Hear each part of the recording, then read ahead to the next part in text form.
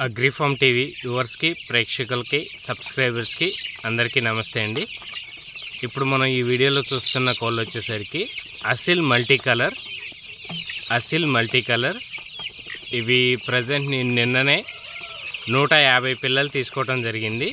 వీటితో పాటు ఒక 6 టర్కీ కోళ్ళు, ఒక 6 ఏమో సేము కోళ్ళు, గిన్నె కోళ్ళు అంటారు కదా, వాటిని తీసుకోవడం జరిగింది।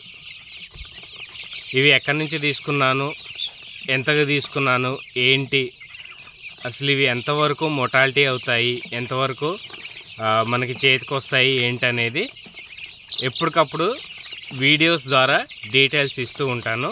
ప్రజెంట్ మనకి నిన్ననే వచ్చాయి కాబట్టి వీటికి వాళ్ళు అలవాటు చేసినటువంటి దానా ఏదైతే ఉంటుందో చిన్నప్పటి నుంచి దేశీ స్టార్టర్ ఫీడ్ వాడుతున్నాను।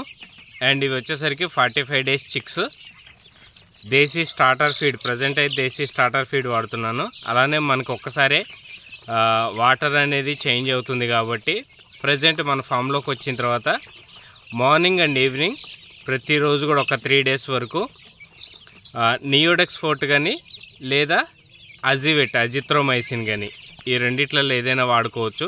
ప్రజెంట్ నియోడెక్స్ అనేది నా దగ్గర అవైలబుల్గా లేదు కాబట్టి అజిత్రోమైసిన్ 40 mg దీన్ని లిక్విడ్ ఫామ్లో ఉంటుంది।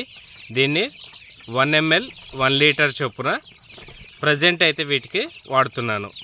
నిన్న ఉదయం మన దగ్గరకు వచ్చాయి, రిసీవ్ చేసుకున్నాము। అప్పటి నుంచి ఇప్పటి వరకు ఫీడ్ అండ్ వాటర్ మాత్రం ఈ విధంగా కంటిన్యూ చేస్తున్నాను।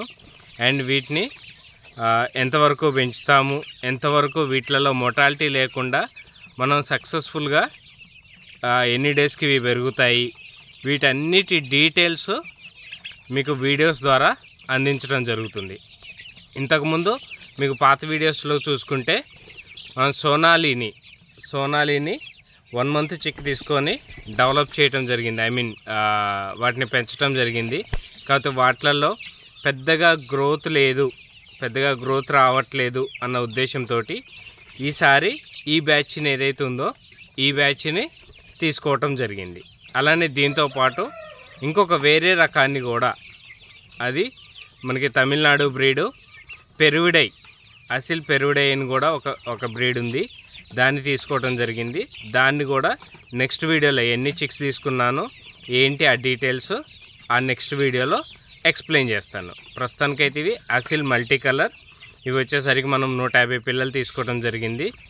వీటి గ్రోత్ ఎలా ఉంది, మెయిన్గా ఏంటంటే చిన్న రైతులు ఎవరైతే ఉంటారో వాళ్ళు వీటిని తీసుకోవచ్చా లేదా, వీటి గ్రోత్ ఎలా ఉంది అనేది నెక్స్ట్ వీడియోస్లో 1 by 1 స్టెప్ బై స్టెప్ ప్రాసెస్లో ఎక్స్ప్లెయిన్ చేయడం జరుగుతుంది। అప్పటి వరకు మన ఛానల్ని షేర్ చేయండి, లైక్ చేయండి, సబ్స్క్రైబ్ చేయండి। ధన్యవాదాలు మిత్రమా।